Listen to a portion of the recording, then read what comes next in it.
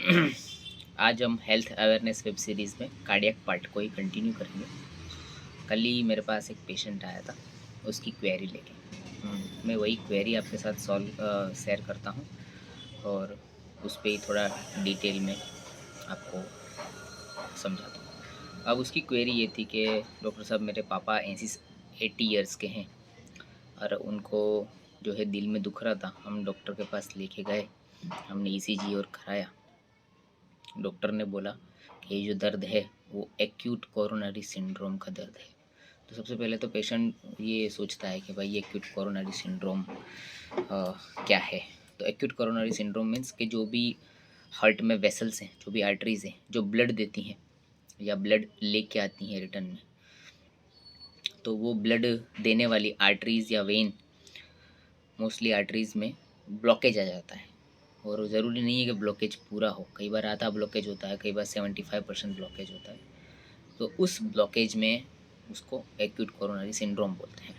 अब पेशेंट का क्वेश्चन जो ये था कि मेरे फादर 80 ईयर्स के हैं, तो अब डॉक्टर बोलते हैं कि एंजियोग्राफी कराना पड़ेगा। एंजियोग्राफी मतलब एक कैथेटर वायर जैसा होता है जो पाँव या हाथ में से डाला जाता है और वो दिल तक, यहाँ जैसे अगर यहाँ से हाथ में डाला, यहाँ से अगर हाथ में कैथेटर इस तरह डाला तो वो इस तरह यहाँ से हो इस तरह यहाँ दिल के पास आ जाएगा और दिल के फिर खानों में अंदर घुस जाएगा, अंदर बॉक्सेस में, और वो आर्टरीज़ को जाके चेक करेगा।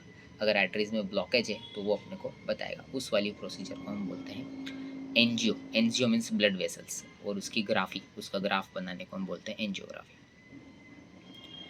लेकिन उसका ऐसा क्वेरी था कि 80 ईयर्स की एज में वो कराना चाहिए।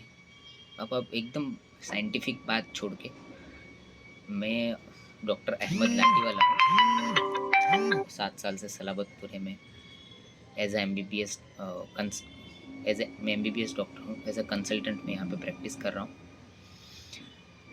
अगर आप एकदम साइंटिफिक चीज़ों को भी साइड में रख के अगर आप प्रैक्टिकल आंसर देखोगे तो जो एंजियोग्राफी का प्रोसीजर होता है या एक तरह से हार्ट अटैक से बचने का जो ट्रीटमेंट होता है, या ऑलरेडी अगर हार्ट अटैक आ गया है तो उसमें जो वेसल्स को खोला जाता है वो मोस्टली ओल्ड एज में ही होता है।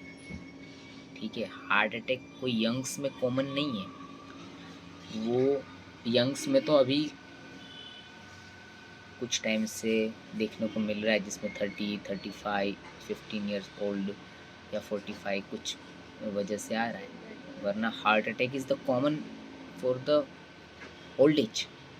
और अगर आप ओल्ड एज में नहीं कराओगे तो किसको कराओगे?